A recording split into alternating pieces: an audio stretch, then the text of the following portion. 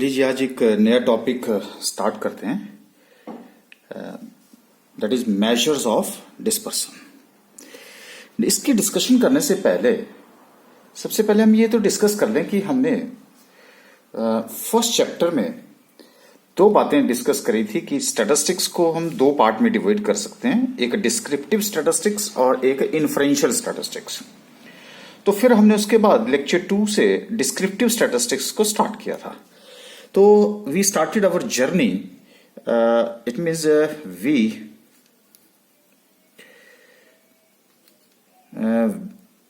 began our study of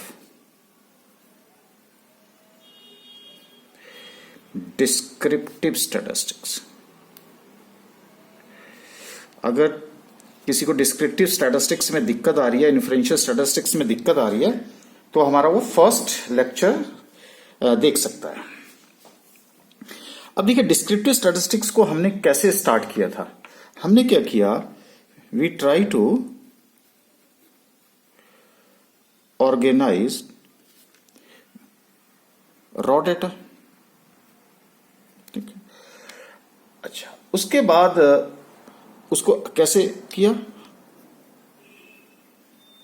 tabular form में, यानी कि टेबल बना लिया, और उस टेबल को हमने क्या बोल दिया था, फ्रीक्वेंसी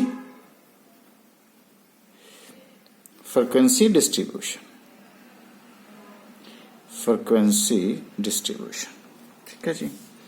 फिर हमने फ्रीक्वेंसी डिस्ट्रीब्यूशन को we try to portray it, यानी कि उसे दिखाने की कोशिश करी डिस्ट्रीब्यूशन को ग्राफिकली। ठीक है, यहां से चलते हैं, स्पेस मेरा, वी ट्राई ग्राफिकली इसी को, और ग्राफिकली हमने उसमें क्या बनाया, हिस्टोग्राम बनाया। हिस्टोग्राम बनाने के बाद फिर हमने बनाया फ्रीक्वेंसी पॉलीगॉन, और फ्रीक्वेंसी पॉलीगॉन के बाद हमारे पास आगे थे कर्व, फ्रीक्वेंसी कर्व, और कर्व के बाद हमारे पास कुछ एक शेप्स आ गई। ठीक है जी, पॉलीगॉन और फर्दर डिस्क्राइब्स द, और कर्व की हेल्प से हमने बना दी थी शेप्स। ठीक है जी, describes the shape of the distribution. अच्छा, या और भी शेप के थ्रू हमने बहुत सारी कैरेक्टरिस्टिक्स डिटरमाइन करी हैं। अच्छा, ये तो हमारा था जो हमने अपनी डिस्क्रिप्टिव स्टैटिस्टिक्स को स्टार्ट किया था। फिर उसके बाद हमने क्या किया कि जो सबसे लंबा हमारा चैप्टर चला, उसमें मेनली मैं बोल रहा हूं, वैसे तो हमने सेवरल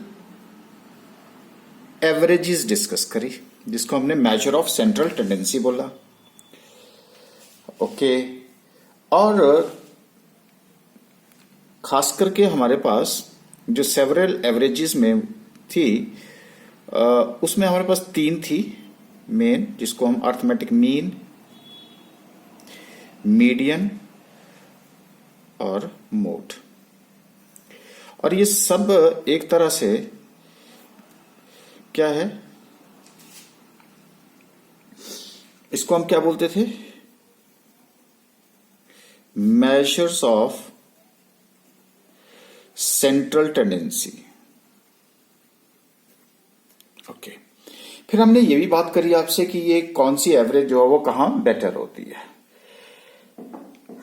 अब हम ये डिस्कस करेंगे आज, इसमें कोशिश ये करेंगे, सबसे पहले जितने भी मेरे पास मीन आया, मीडियन आया, मोड आया, या जितनी भी एवरेजेस मेरे पास आई, सेवरल एवरेजेस आई, क्या वो रिलायबल हैं? Are they reliable? This is the another question mark. और क्या ये जो हम मीन, मीडियन, मोड, जिनके द्वारा एक डाटा को एक फिगर के थ्रू जो रिप्रेजेंट किया जा रहा है, क्या वो रिप्रेजेंटेशन जो है वो प्रॉपर है? क्या वो रिप्रेजेंटेशन प्रॉपर है कि नहीं है। तो ये सारी बातें जो हैं, ये अब हमें यहां तक देखिए सारे चैप्टर इंटरकनेक्टेड हैं, और आज हम जो बात कर रहे हैं वो इसकी रिलायबिलिटी की भी बात करेंगे, और भी कई बातें हैं। मतलब जितने भी हमारे सेवरल मेजर्स हैं उनको हम एग्जामिन करने की कोशिश करेंगे, और उस जो एग्जामिन करना है उसको, उसी लिए हमें क्या पढ़ना पड़ता है, मेजर ऑफ डिस्पर्सन पढ़ना पड़ता है। लेकिन सबसे पहले क्या होता है कि ये डिस्पर्सन होता क्या है। अभी तो मैं आपसे एक बिल्कुल एक टेक्निकल लैंग्वेज बात करूंगा, फिर मैं इसको सिंपलीफाई करूंगा, फिर टेक्निकल लैंग्वेज में बात करूंगा। पहले कंसेप्ट का पता तो होना चाहिए ना कि क्या होता क्या है। वैसे देखिए डिस्पर्सन का अगर मैं डिक्शनरी मीनिंग भी लूं तो इसको हम स्कैटर भी बोलते हैं। So this is also known as scatter. अगर ये भी आपको अच्छा नहीं लगा तो हम स्प्रेड, अगर ये स्प्रेड भी अच्छा नहीं लग रहा है तो हमारे पास एक वर्ड और है, वेरिएशन। ये क्या करता है कि जो हमारी ये सेंट्रल वैल्यूज थी, ठीक है जी, ये जो सेंट्रल वैल्यूज हमारे पास आई, और सेंट्रल वैल्यू मेरे पास arithmetic mean, geometric mean, harmonic mean, median, mode जो भी है आपके पास, इन आइटम्स, वो ये जो सेंट्रल वैल्यू है, ये जो डिस्पर्सन है, ये मेजर करेगा कि जो आइटम्स हैं आपके पास, जो बहुत सारे डिस्ट्रीब्यूशन में जो आइटम्स हैं, उस सेंट्रल वैल्यू से कितना वेरी कर रही हैं, कितने डिफरेंस के ऊपर है, कितने डिफरेंस के ऊपर है। मान लीजिए ये सेंट्रल वैल्यू है तो उससे वो कितने दूर हैं, कितने आसपास हैं, ये सारी बातें जो हैं, क्योंकि इसका भी कि मीनिंग है स्टैटिस्टिक्स में, तो बस उसी को हम क्या बोलते हैं, उसी को हम तरह से डिस्पर्सन बोलते हैं। और हमने तो क्या करना है, इसको मेजर करना है। और मैं आपको ये बता दूं, जब भी डिग्री को जब भी हम डिस्पर्सन को मेजर करते हैं तो हम सिर्फ उसकी क्या देखेंगे, डिग्री मेजर करेंगे और ना कि डायरेक्शन। डिग्री का मतलब यहां पे क्या है, डिग्री का मतलब है यहां पे amount of variation, amount of variation, ठीक है जी। और डायरेक्शन नहीं करेंगे, नॉट डायरेक्शन, क्योंकि आगे ये काम आने वाली बातें हैं, इसलिए मैं आपके ऊपर डिपेंड कर यहां डिस्कस कर रहा हूं। डायरेक्शन ऑफ द वेरिएंट कि पॉजिटिव है, नेगेटिव है, कौन सी है, कौन साइड में जा रही है, उसकी बात नहीं करेंगे। हम सिर्फ यहां पे जो डिस्पर्सन मेजर करता है वो एक डिग्री की बात करता है। अब क्या होता है कि जो सबसे बड़ा क्वेश्चन अराइज होता है वो ये होता है कि व्हाई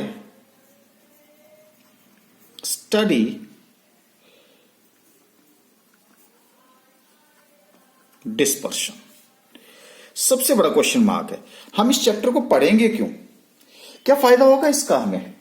बस वो बातें अगर आपको समझ आ गई तो मैं टेक्निकल जो भी बात डिस्कस करूंगा बाद में, वो आपको एकदम से क्लियर हो जाएगी कि why we have to study the dispersion.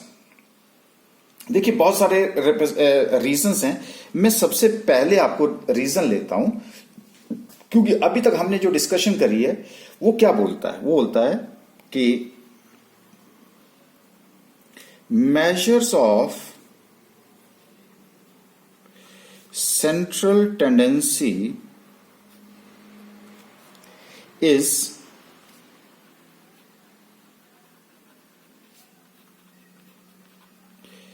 representative if data clustered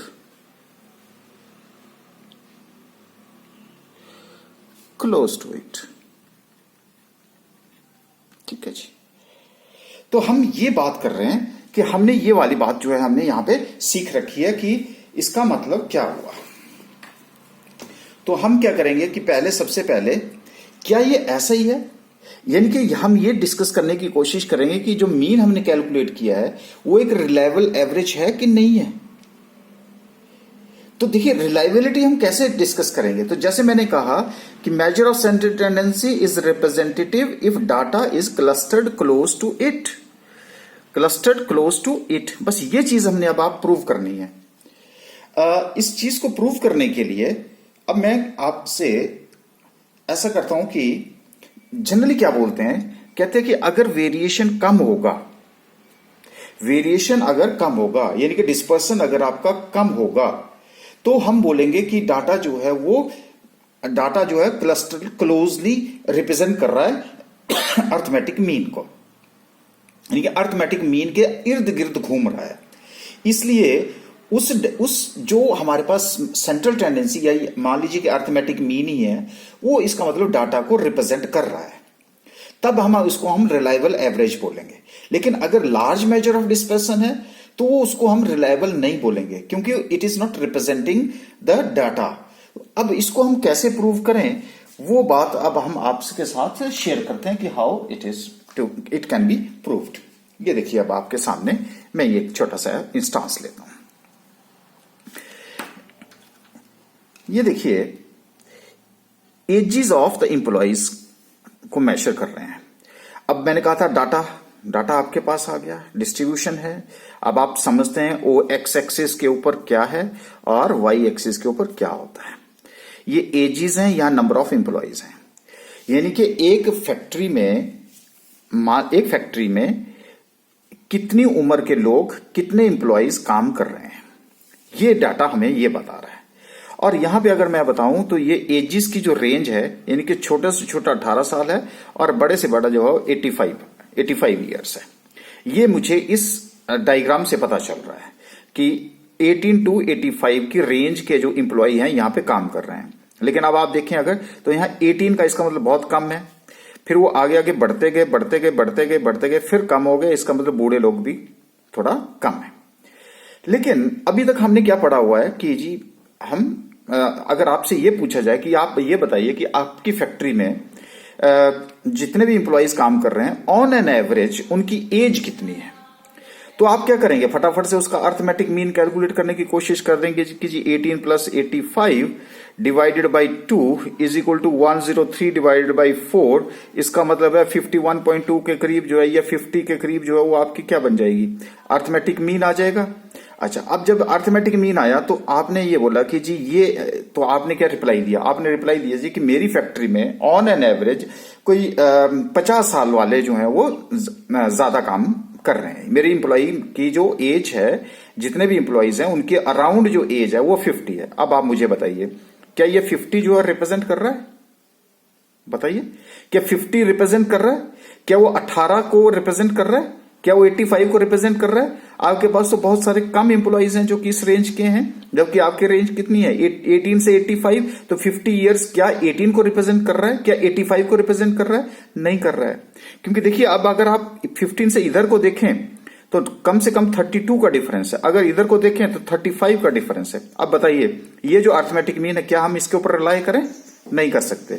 अगर रिलाई नहीं कर सकते, क्यों नहीं कर सकते? इसलिए नहीं कर सकते क्योंकि उसका जो वेरिएशन है, ये देखिए, जो उसका डिस्पर्शन है वो कहां से कहां तक है, 18 से लेकर के 85 है, लार्ज। और अगर ये मान लीजिए कि कम होता, क्लस्टर्ड होता, तो हम क्या बोलते हैं कि ये डाटा जो है उसको रिप्रेजेंट कर रहा है। तो सबसे पहला जो क्वेश्चन अराइज हो, जो हम बात कर रहे थे कि हमें डिस्पर्सन जो है वो क्यों पढ़ना चाहिए, तो आज हमें ये मिल गया कि हम ये फाइंड आउट करना चाहते हैं कि ये जो मीन हमें कैलकुलेट कर रखा है, क्या हम उसके ऊपर रिलाई करें, क्या वो उस डाटा का जो है वो रिप्रेजेंट करता है कि नहीं कर रहा है। तो यहां से हमारे पास क्या कंक्लूजन ड्रॉ हुआ, वो हम आपसे अब यहां पे शेयर कर लेते हैं। तो यहां से ये हुआ कि अब यहां पे क्या मिला मुझे, लार्ज स्प्रेड मिला, लार्ज वेरिएशन मिली।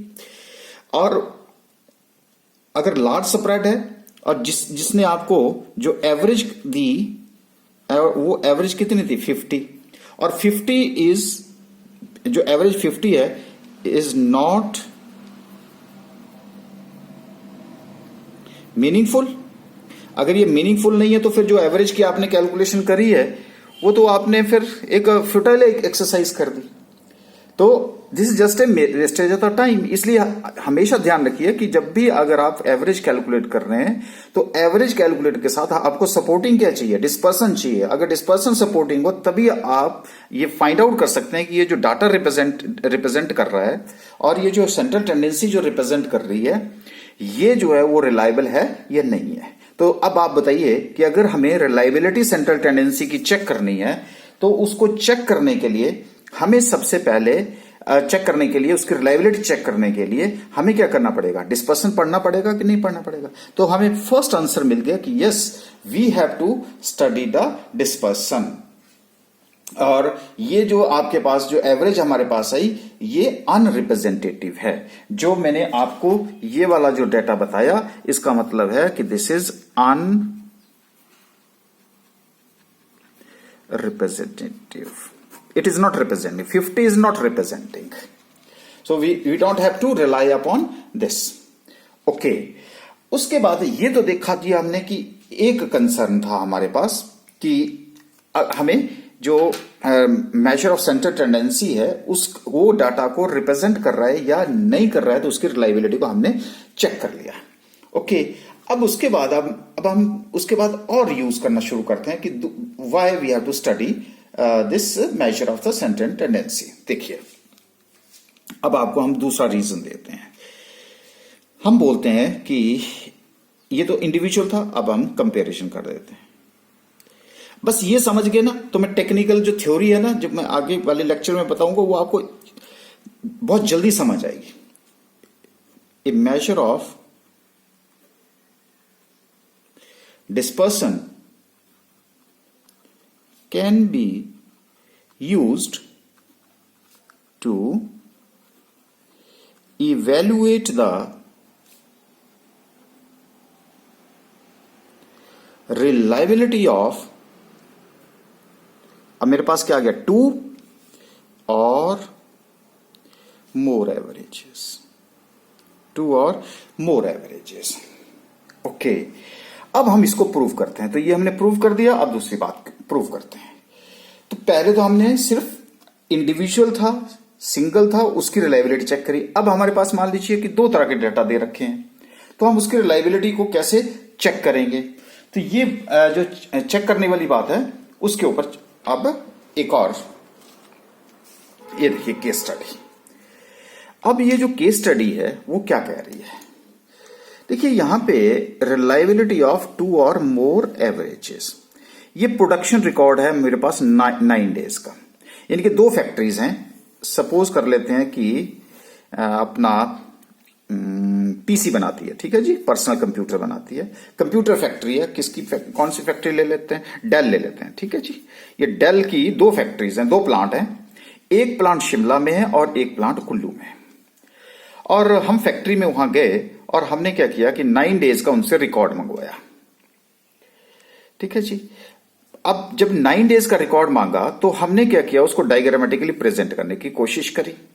तो हमने daily production of computers at the Shimla and Kullu plant, तो ये शिमला है, ये कुल्लू प्लांट है, ये हेडिंग हो गया। जब मैं गया तो वहां पे एक दिन में, वहां पे जो डाटा दे रखा था, एक दिन में कितने कंप्यूटर्स असेंबल किए, 48।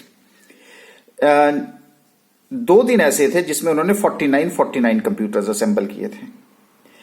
उसके बाद जब मैं उसमें देखा कि 3 दिन ऐसे थे जिसमें कि 50 कंप्यूटर असेंबल किए। अच्छा, 2 दिन उन्होंने 51 और एक दिन उन्होंने 52।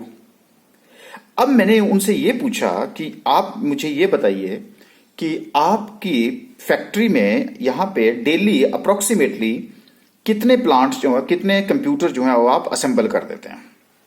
तो उन्होंने क्या किया, फटाफट से 9 डेज का क्या किया, अर्थमेटिक मीन कैलकुलेट किया है, और उन्होंने देखा अच्छा जब 48 52 ओके, और हमारे पास 100 डिवाइडेड बाई 2, लो जी अर्थमेटिक मीन जो है मेरे पास आ गया जी 50। उसने कहा जी अराउंड 50 हम कंप्यूटर असेंबल करते हैं।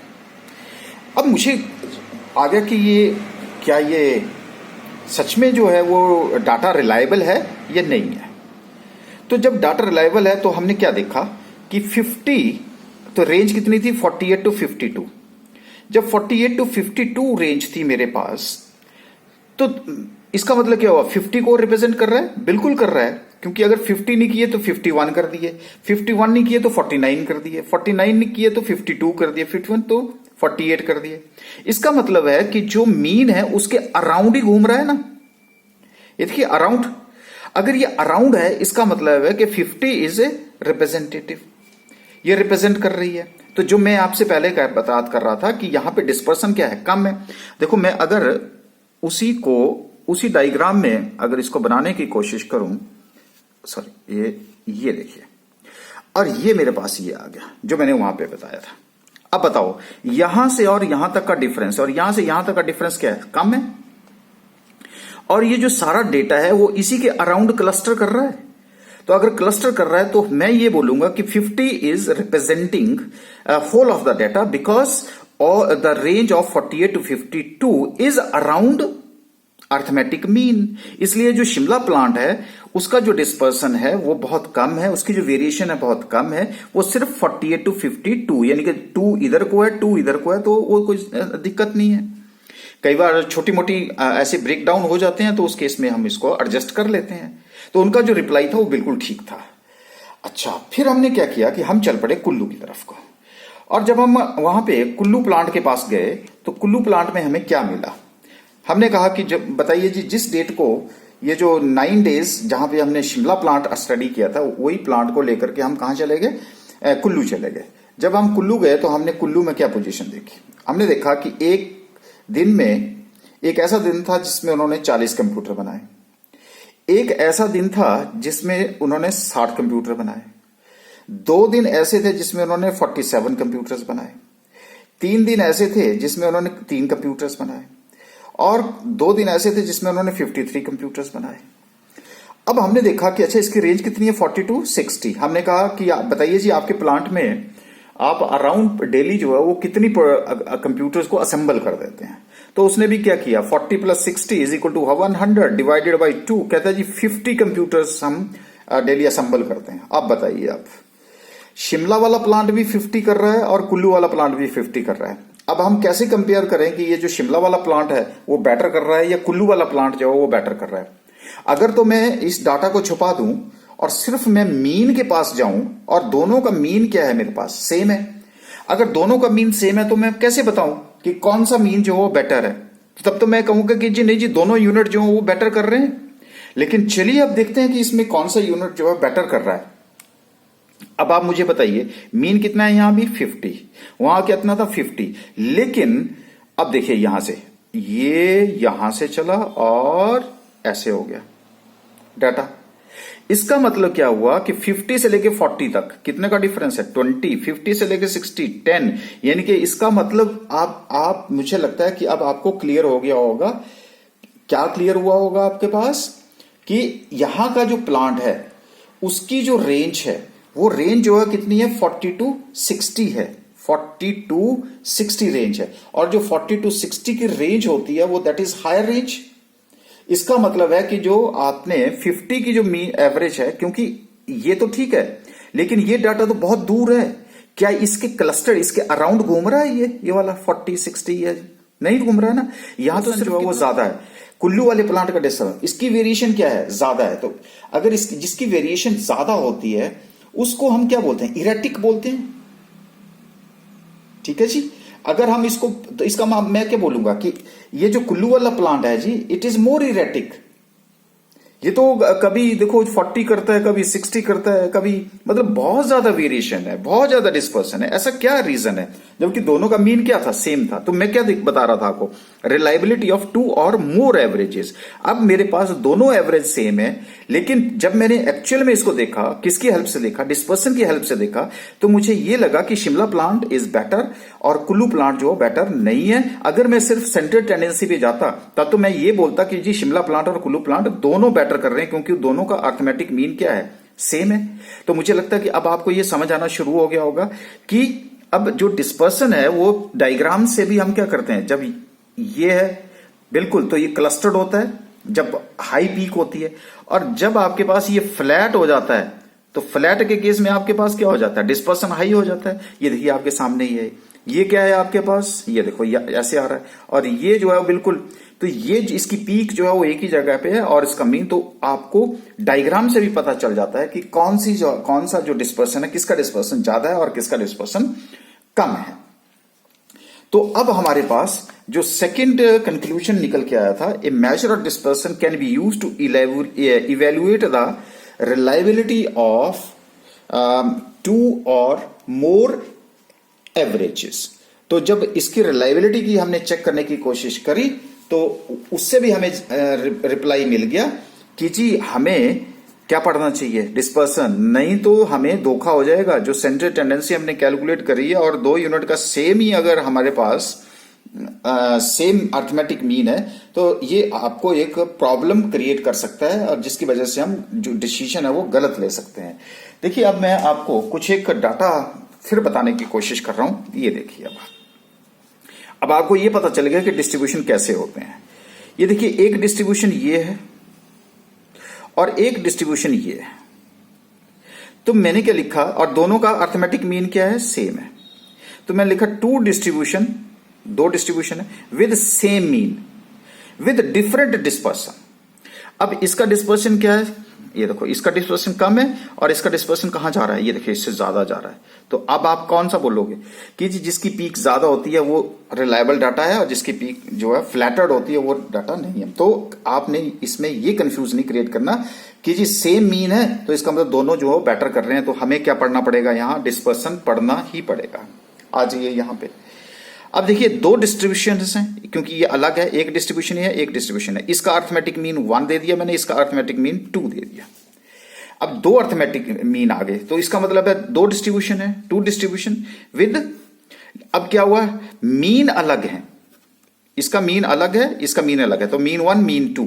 लेकिन अगर मैं डिस्पर्सन देखूं तो देखिए इसका और इसका और यहां से इसका और इसका दोनों का डिफरेंस क्या है, सेम है। तो यहां पे क्या हुआ, डिस्पर्सन जो है सेम है लेकिन मीन दोनों का डिफरेंट है, तो वो डिस्ट्रीब्यूशन ऐसा जैसा दिखेगा। तो बताइए एक और डिसीजन मेकिंग के लिए हमें ये हेल्पफुल होगा। अब देखिए दो है हमारे पास, एक बिल्कुल और एक जो है अजीब सा है। अब यहां पे क्या हुआ, देखिए यहां से लेकर के यहां तक और इसका यहां से सिर्फ यहां पे तक है। तो दो डिस्ट्रीब्यूशन है with unequal dispersion.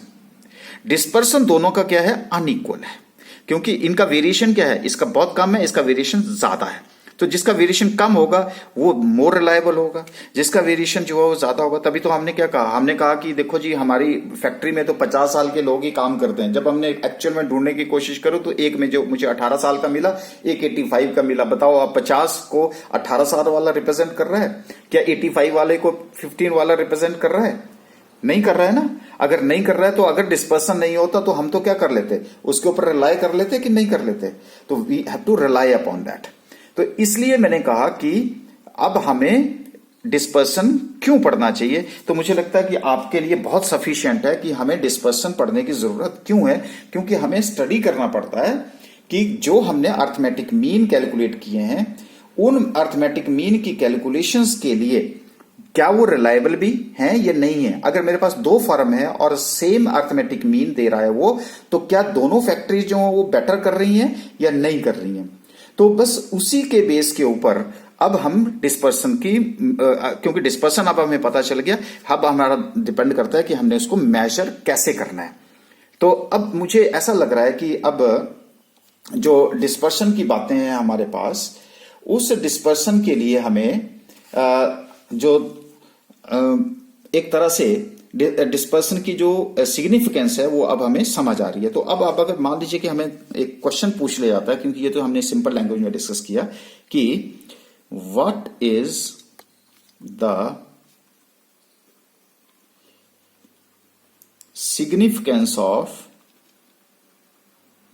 Measuring dispersion. तो बताइए अब हम क्या बोल सकते हैं। तो मैंने क्या क्या रिप्लाई आ गया जी, देखो टू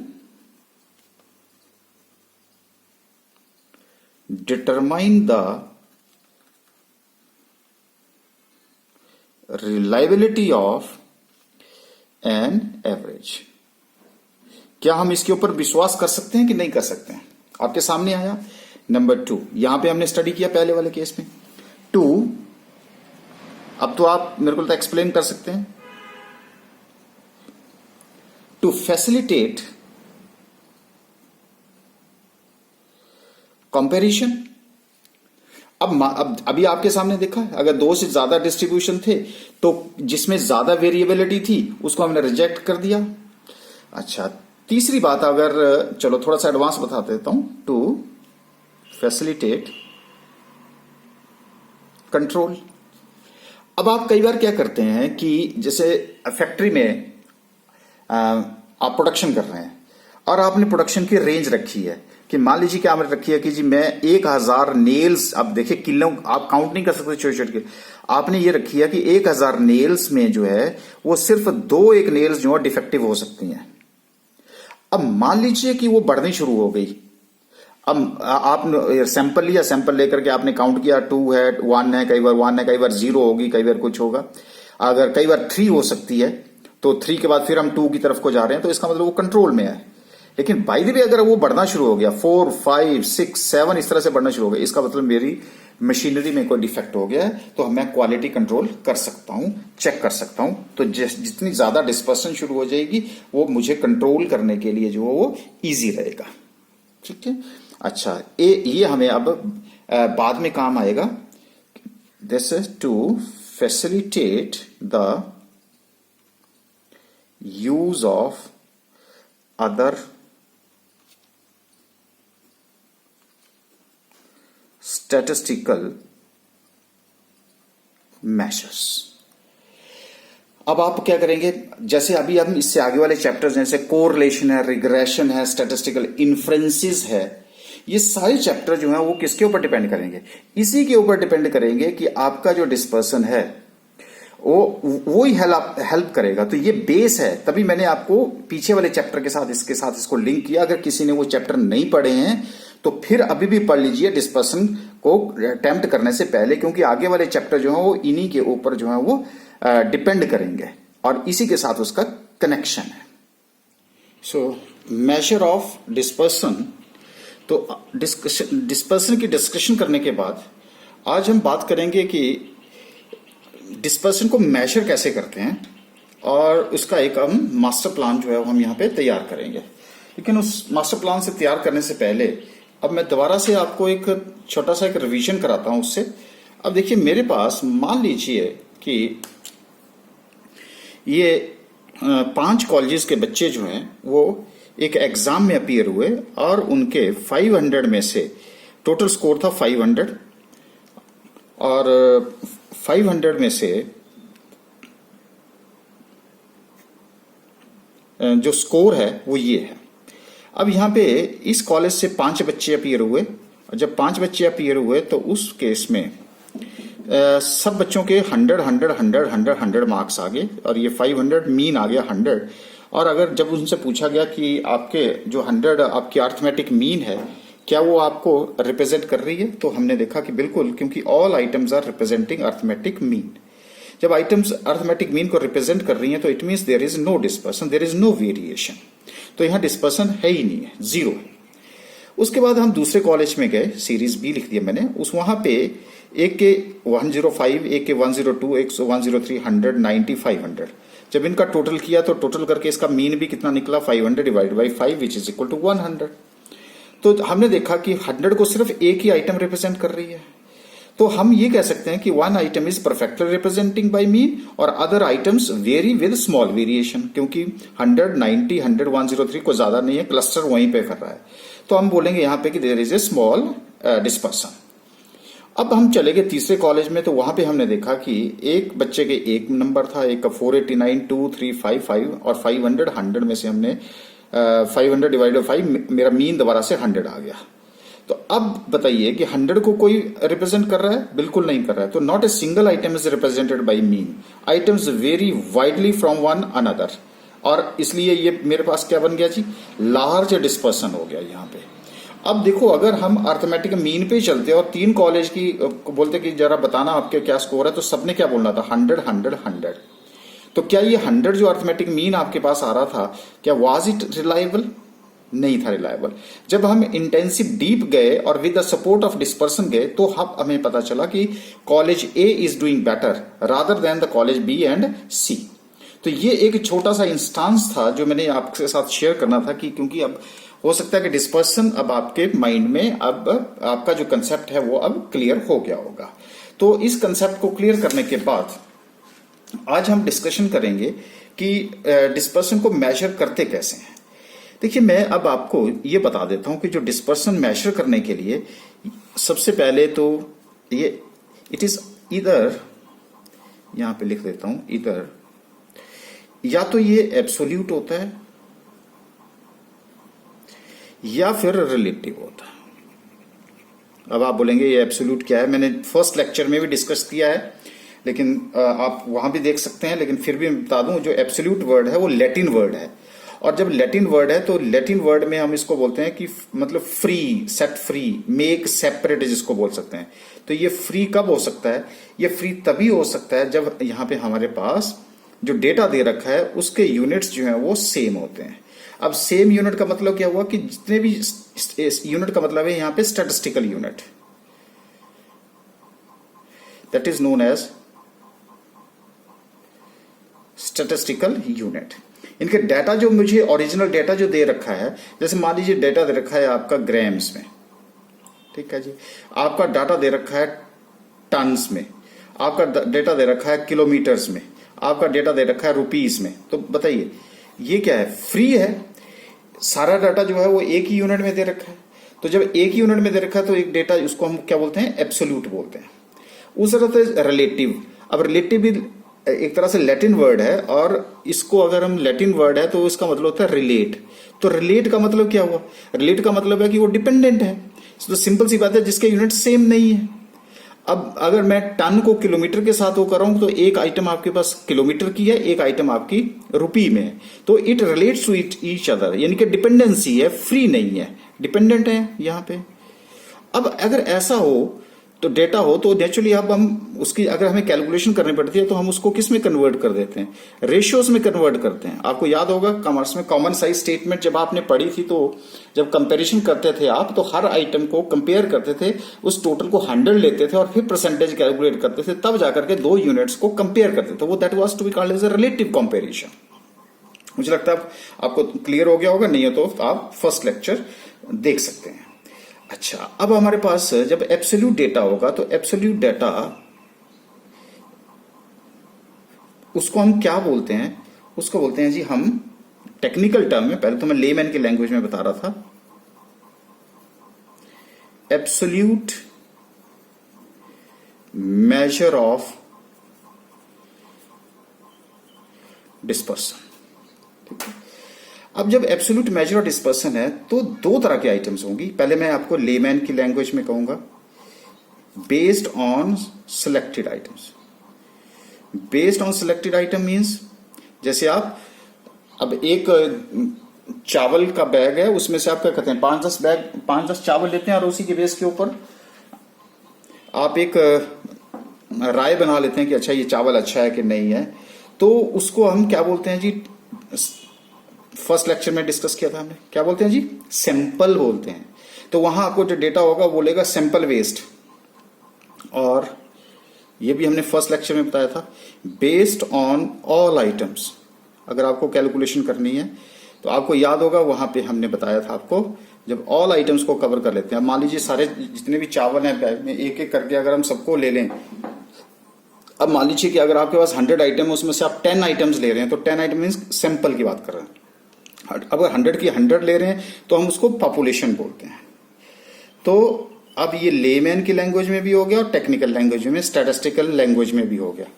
तो हम बोलेंगे या तो सैंपल बेस्ड या पॉपुलेशन बेस्ड। तो मैं इसको ये टेक्निकल टर्म है हमारी, सैंपल एंड पॉपुलेशन, और ये आपकी सिंपल लैंग्वेज। अच्छा, अब हमारे पास क्या है कि इस अगर ऐसा डेटा है तो हमारे पास क्या क्या मेथड्स हैं? एक मेथड होगा हम रेंज की हेल्प से कैलकुलेशन कर सकते हैं, जिसको हम रेंज मेथड बोलते हैं। ठीक है, दूसरा मेरे पास होगा इंटर क्वार्टाइल रेंज। देखिए अब जो हमने क्वार्टाइल पढ़े थे, अब उसकी एप्लीकेशन दोबारा से आएगी, that is known as inter quartile range. अच्छा, उसके बाद आपके पास एक और मेथड होता है जिसको हम, वैसे तो अगर मैं इसको कहूं सेमी इंटर क्वार्टाइल रेंज, या और इसका नाम है क्वार्टाइल डेविएशन। क्वार्टाइल डेविएशन तो ज्यादातर ये जाना जाता है इस नाम से, इस नाम से बहुत कम जाना जाता है, लेकिन मैंने इसलिए कहा क्योंकि इसी की फर्दर एक्सटेंशन है, तो हम इसको क्या बोलते हैं जी, क्वार्टाइल डेविएशन बोलते हैं। अच्छा, अगर हम पॉपुलेशन से कैलकुलेशन कर रहे हैं तो एक मेथड है मेरे पास मीन डेविएशन, और इसका सिंबल होता है MD। दूसरा मेथड होता है मेरा स्टैंडर्ड डेविएशन, जिसका पूरा नाम SD बोलता है, या फिर सिंबल भी होता है, ये उसका सिंबल होता है। फिर मैं बताऊंगा SD कहाँ यूज होता है और सिंबल वहां हमारा कहां पे यूज होता है। ये तो हो गया जी मेरा एब्सोल्यूट मेजर ऑफ डिस्पर्सन हो गया। अच्छा, अब हम चलते हैं रिलेटिव मेजर ऑफ डिस्पर्सन। आपको याद होगा जब रिलेटिव मेजर ऑफ डिस्पर्सन की जब हमने बात करी थी, तो उस टाइम ये भी हम खास करके हम इसको, याद होगा आपको, एक वर्ड यूज किया था हमने रिलेटिव के टाइम में फर्स्ट लेक्चर में, उसको बोलते हैं कॉफिशिएंट, क्योंकि जहां रेशियो होती है वहां कॉफिशिएंट कैलकुलेट होता है, तो उसको हम कॉफिशिएंट ऑफ डिस्पर्शन भी बोलते हैं। ठीक है जी, जहां रिलेटिव टर्म। अच्छा, ये भी मेरे पास क्या है, ये भी तो अब मैं इसको टेक्निकल नाम दे दूं जी। तो टेक्निकल नाम क्या हो गया, रिलेटिव मेजर्स ऑफ डिस्पर्सन। अच्छा, रिलेटिव मेजर ऑफ डिस्पर्सन में उसी तरह से यहां पे भी मेरे पास क्या होगा, बेस्ड ऑन सेलेक्टेड आइटम्स, और दूसरा मेरे पास होगा based on all items. Okay, ये लो जी, बेस्ड ऑन ऑल आइटम्स। अच्छा, based on selected items, technical language क्या आ गया जी मेरा, सैंपल। क्या आ गया जी मेरा, population, on the basis of. अब अगर इसकी कैलकुलेशन करनी हो हमने, तो इसके लिए भी मेरे पास दो मेथड्स हैं। एक होता है, अब यहां रेंज था ना, तो कॉफिशिएंट ऑफ रेंज के बाद ही हम सीधा यहां चला जाया करेंगे। दूसरा मेरा कॉफिशिएंट ऑफ, अब तो याद आ गया होगा, quartile deviation. Based on all the items मेरे पास आ जाएगा कॉफिशिएंट ऑफ, क्या था जी, मीन डेविएशन। लो जी, कॉफिशिएंट, यहां मीन डेविएशन तो कॉफिशिएंट ऑफ मीन डेविएशन, यहां पे कॉफिशिएंट ऑफ स्टैंडर्ड डेविएशन। और ये जो कॉफिशिएंट ऑफ स्टैंडर्ड डेविएशन है ना, इसका एक और नाम है, कई बार उस नाम से भी इसको पुकारते हैं, और उसको बोलते हैं कॉफिशिएंट ऑफ वेरिएशन। एक ही बात है, तो कुछ भी बोल सकते हैं। तो ज्यादातर जो क्वेश्चन हमारे पास होते हैं, या तो ये कॉफिशिएंट ऑफ मीन डेविएशन, या मैक्सिमम टाइम हमारे पास कॉफिशिएंट ऑफ स्टैंडर्ड डेविएशन से क्वेश्चन हमारा एग्जाम में पूछा जाता है। तो ये हमारा मास्टर प्लान बन गया। अब हम क्या करेंगे, जो डिस्कशन स्टार्ट करेंगे वो रेंज से करेंगे, और कॉफिशिएंट रेंज पे जाएंगे, फिर इंटर क्वार्टाइल रेंज पे आएंगे, फिर उसके बाद हम क्वार्टाइल डेविएशन की बात करेंगे। ठीक है, साथ ही हम coefficient of quartile deviation, coefficient of quartile deviation या स्टैंडर्ड डेविएशन की बात करेंगे। उस तरह से mean deviation and standard deviation, coefficient of quartile deviation, इस तरह से हम कैलकुलेशन स्टार्ट करेंगे। तो हमारी जो डिस्कशन स्टार्ट होगी वो रेंज से होगी। अब यहाँ पे मास्टर प्लान से हमें ये पता चल गया कि अब हम जो डिस्कशन होगी हमारी चैप्टर की वो किसके ऊपर बेस्ड होगी। तो अब हमें ये पता चल गया कि डिस्पर्सन क्यों पढ़ना चाहिए, आदमी को आप बता सकते हैं कि क्यों पढ़ना चाहिए, और अगर पढ़ना चाहिए तो हम उसकी कैलकुलेशन कैसे कर सकते हैं, और जितनी भी हमारे पास मेजर ऑफ सेंट्रल टेंडेंसी हैं वो फेक हैं अगर हम उसको बिना डिस्पर्सन के उसकी सपोर्ट से पढ़ेंगे। तो बताइए ये सारे इंटरलिंक्ड हैं कि नहीं है। अब बताइए क्वार्टाइल डेविएशन ने नहीं पढ़ा होगा, सीधा इस चैप्टर पे आएगा, उसको समझ आ जाएगा? नहीं आएगा। तो आपको इसको समझने के लिए आपको फर्स्ट लेक्चर से मूव करना पड़ेगा, तभी ये बातें जो है वो समझ आएंगी, क्योंकि ये सारे के सारे जो है वो बिल्कुल कनेक्टेड है आगे तक।